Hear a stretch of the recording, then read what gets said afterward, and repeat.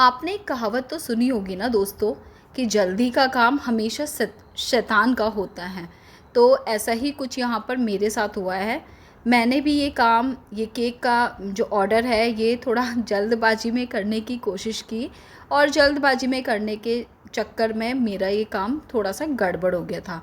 गड़बड़ इसमें क्या थी? गड़बड़ ये थी कि मैंने जो केक का स्पॉन्ज है वो ही अपना गलत टिन में बेक कर दिया था। केक की क्वांटिटी तो मुझे 750 ग्राम्स रखनी थी, बट मेरे दिमाग से स्किप हो गया और जल्दबाजी के चक्कर में 750 ग्राम्स के टिन लेने की जगह मैं 5 इंचेस का टिन, जिसमें मैं अपना हाफ़ केजी का केक बेक करती हूँ, वो ही मैंने उठाया। उसको उसको उसके मैं पूरा बटर पेपर लगाया और अपना बैटर पोर करके बेक करने के लिए रख दिया।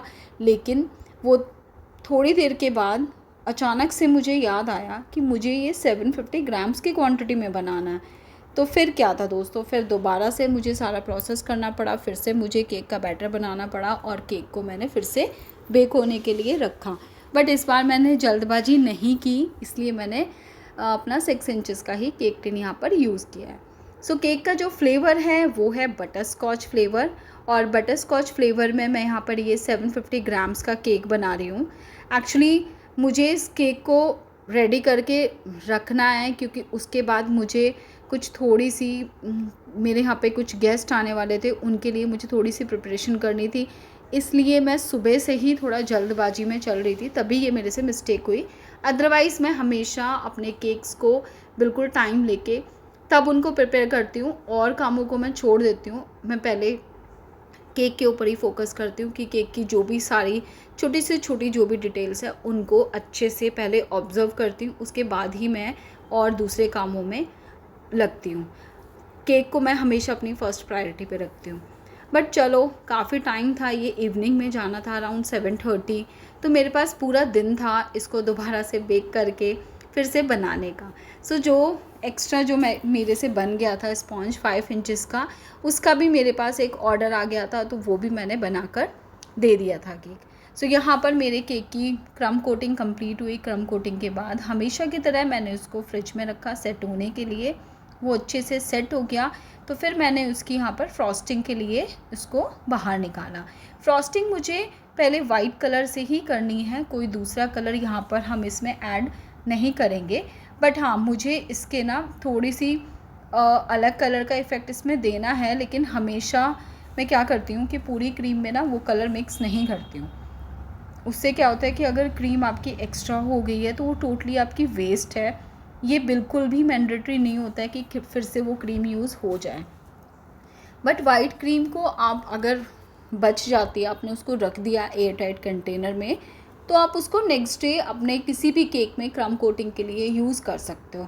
इनफैक्ट नेक्स्ट डे ही नहीं, 3 डेज़ तक आप अपनी बीट की हुई क्रीम को यूज़ कर सकते हो अपने केक्स में। 3 दिन के बाद आपको उसको यूज़ नहीं करना चाहिए।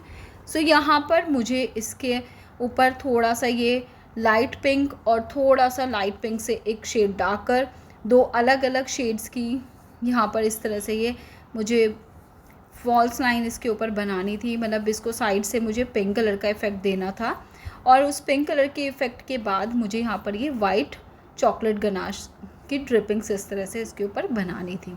बहुत ही सिंपल, बहुत ही सटल और बहुत ही प्रिटी केक था ये।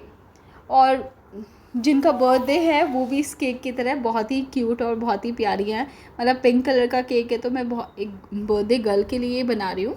पर ये जो गर्ल है ये हमारी टीनेजर गर्ल है, कोई छोटी बच्ची नहीं है। बट वो बहुत ही प्यारी है, बहुत ही क्यूट है। और हमेशा अभी तक उनके लास्ट 4-5 बर्थडेज़ के केक मैं ही बनाती आई हूँ, तो मुझे उसका टेस्ट अच्छे से पता है कि उसको किस तरह की डिज़ाइनिंग और क्या क्या चीज़ें चाहिए होती है। सो मैं उसके केक खुद ही डिज़ाइन करती हूँ, वो कोई रेफरेंस पिक्चर मेरे पास कभी शेयर नहीं करती। सो मैंने यहाँ पे ये वाइट और पिंक कलर के रोजेट्स इसके ऊपर बनाए थे, और इनको बनाने के बाद जो बर्थडे गर्ल हैं उनको सबसे ज़्यादा पसंद है ये होममेड चॉकलेट्स। डार्क हो या वाइट हो या फिर मिल्क, किसी भी चॉकलेट से बनाओ, लेकिन उसको ये होममेड चॉकलेट्स बहुत पसंद आती हैं। तो मैं जब भी उसके लिए केक बनाती हूँ ना, मेरी एक्चुअली फ्रेंड की ही बेटी है, तो इसलिए मैं उसको इतना अच्छे से जानती हूँ। तो उसके लिए ये होममेड चॉकलेट्स मैं हमेशा उसके केक्स पर यूज़ करती हूँ। और होममेड चॉकलेट्स लगाने के बाद मेरा केक ये कुछ इस तरह से रेडी था। मैंने यहाँ पे ये 2 टॉपर्स लिए हुए थे ये चेक करने के लिए कि कौन सा बेटर है।